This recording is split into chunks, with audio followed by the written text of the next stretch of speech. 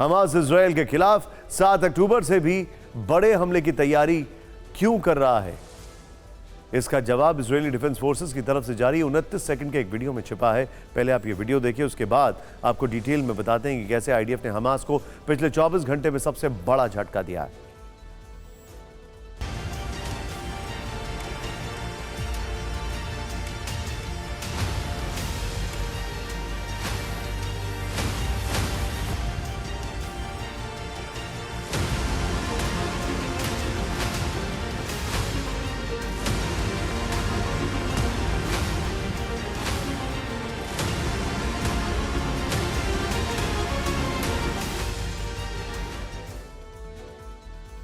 Israeli defence forces ने video क्यों जारी किया, अब यह जान लीजिए। दरअसल वीडियो में 7 अक्टूबर को हमास के हमले के बाद से अब तक क्या क्या एक्शन हुआ है, इसकी जानकारी के साथ इजरायली सेना की आक्रामकता दिखाई गई है।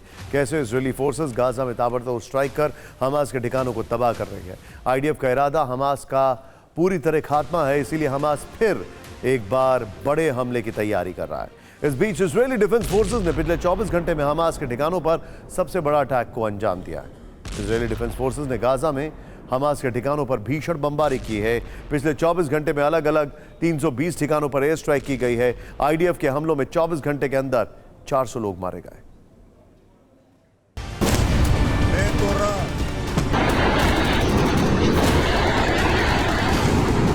Central Gaza, Rafah, Khan Younis, Jabalia शरणार्थी camp, Al Shifa, Al Quds अस्पताल।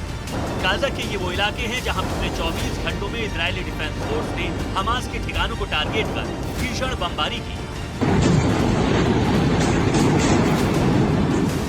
मिसाइल दागी, रॉकेट दागे और हमास के अलग अलग ठिकानों को तबाह कर दिया। इजरायल के एयर स्ट्राइक में हमास का कमांड सेंटर पूरी तरह जमींदोज हो गया। रॉकेट में धुआं हो गया। आईडीएफ ने हमास के एंटी टैंक मिसाइल सेल को भी हमले में उड़ा दिया। यही नहीं, हमास की शिन बेट और अम्मान की तरफ जाने वाली सुरंगों पर बम बरसाए गए। मोर्टार डिपो को तहस नहस कर दिया गया। हमास के कई निगरानी पोस्ट को एयर स्ट्राइक कर नेस्ता नाबूद किया गया। फिलिस्तीनी न्यूज एजेंसी ने दावा किया है कि इजरायल के हमलों से कई रिहायशी इलाकों में भारी नुकसान हुआ है। जबालिया रिफ्यूजी कैंप पर आईडीएफ के हमले में 30 लोगों के मारे जाने का दावा किया गया है। हेब्रोन और यरूशलेम इलाके में आईडीएफ ने रेड कर हमास के कई लड़ाकों को बंधक बनाया है। अल जजीरा के मुताबिक बीती रात गाजा में 320 ठिकानों पर हमले हुए, जिसमें 400 लोगों की मौत हो गई। 17 दिन से जारी युद्ध में 24 घंटे के भीतर ये मौत का सबसे बड़ा आंकड़ा है। आईडीएफ पर आरोप लग रहे हैं कि उसके एयर स्ट्राइक में रिहायशी इलाके तबाह हो रहे हैं। स्कूल और अस्पताल पर जानबूझकर बम बरसाए जा रहे हैं, जिसमें कई बेगुनाहों की मौत हो रही है। मेरे सहयोगी मनीष ने एक टेक दिया है और वो बड़ा इंटरेस्टिंग टेक है। एक बहुत सिंक्रोनाइज तरीके से सबसे पहले आईडीएफ के ग्राउंड ऑपरेशन को रोकने के लिए एक मुहिम चलाई गई और अब उसकी एयर स्ट्राइक्स रोकने की मुहिम चलाई जा रही है। ये मनीष का वहां पर कहना है, जिससे कि ह्यूमैनिटेरियन ग्राउंड्स के आधार पर आईडीएफ अपनी कार्रवाई पर अंकुश लगाए। लेकिन सोचने वाली बात है, आटे में नमक की तरह हमास वहां के लोगों के बीच में है। हमास को कैसे बाहर निकाला जाएगा? इसके जवाब में आईडीएफ ने कुछ तस्वीरें जारी की हैं। आईडीएफ ने तस्वीरों के जरिए हमास के प्रोपेगेंडा की पोल खोल दी है। कैसे, ये रिपोर्ट देखिए।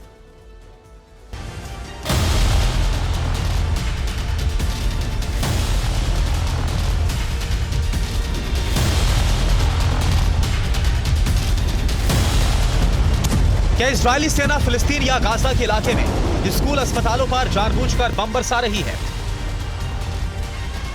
क्या इजरायली डिफेंस फोर्स इरादतन धार्मिक स्थलों को निशाना बना रही है? ये एक एक तस्वीर इन सवालों का जवाब दे रही है। ये तस्वीर इजरायली डिफेंस फोर्सेस ने जारी की है। पहली तस्वीर देखिए। इस तस्वीर में यूएन की इमारत दिखाई दे रही है। इससे दूरी पर हमास की रॉकेट लॉन्च साइट है। जानबूझकर यह साइट इमारत के पास बनाई गई है ताकि इजरायली फोर्स हमला करने से पहले एक बार सोचे। अगर हमला करे तो इमारत को नुकसान हो और इजरायल को अंतर्राष्ट्रीय स्तर पर कटघरे में खड़ा किया जा सके। दूसरी तस्वीर में हमास की रॉकेट लॉन्च साइट एक स्कूल के पास बनाई गई है, जबकि तीसरी तस्वीर में मस्जिद के पास के इलाके को रॉकेट लॉन्च साइट के लिए चुना गया। साफ है कि सुनियोजित साजिश के तहत स्कूल, मस्जिद और यूएन इमारत के पास रॉकेट लॉन्च साइट बनाई गई है। एक तरफ इससे रॉकेट साइट को कवर मिलेगा, दूसरी तरफ इजराइल हमला करेगा तो इनको भी नुकसान होगा। आरोप इजरायली सेना के ऊपर लगेगा।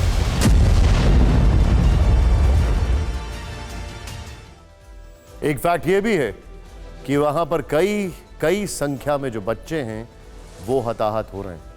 लेकिन एक फैक्ट आपको यह भी है, जो बम्बार्डमेंट की आप तस्वीरें देख रहे हैं, इजराइल अपने हाईटेक मिसाइल से सिर्फ मकानों को नहीं गिरा रहा है, बल्कि जो एंड्स हैं सुरंगों के, उनको भी बंद करता जा रहा है। यानी ग्राउंड ऑपरेशन शुरू करने से पहले इजराइल को पता है कि यह वियतनाम नहीं होना चाहिए, तो वो सुरंगों को मकान गिरा करा के उनके सारे एंड्स बंद करता जा रहा है। एक तरफ इजराइल हमास के बीच भीषण युद्ध चल रहा है, दूसरी तरफ लेबनान फ्रंट पर भी हिजबुल्लाह ने इजरायली सेना को घेर रखा है। पिछले 24 घंटे में लेबनान बॉर्डर पर नॉन स्टॉप अटैक हुए हैं। हिजबुल्लाह रॉकेट और एंटी टैंक गाइडेड मिसाइल से आईडीएफ सैनिकों को टारगेट कर रहा है। एक इजरायली अमेरिकन रिजर्व सोल्जर जो कि मैरीलैंड के थे, उनकी मौत हो चुकी है। तो इजराइल की सेना की तरफ से भीषण पलटवार किया जा रहा है। इस बीच Israeli PM Netanyahu Lebanon border पहुंचे, आईडीएफ सैनिकों से मुलाकात की, खुली धमकी दी है लेबनान को उन्होंने और हिजबुल्लाह को।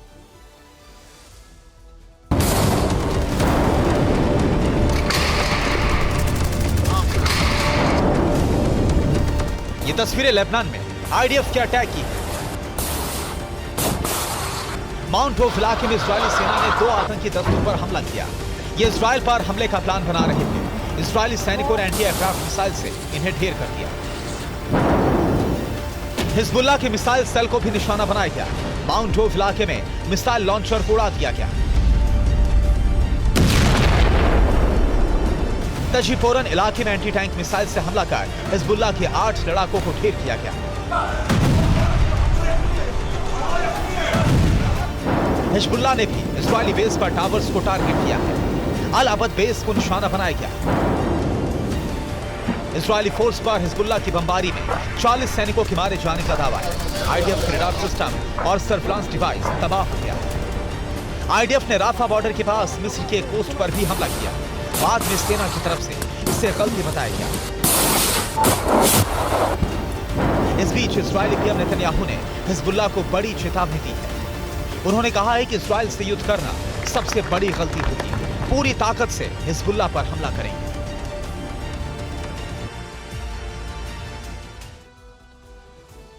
हिजबुल्लाह की वजह से इजराइल गाजा के साथ लेबनान फ्रंट पर भी फंसा हुआ है।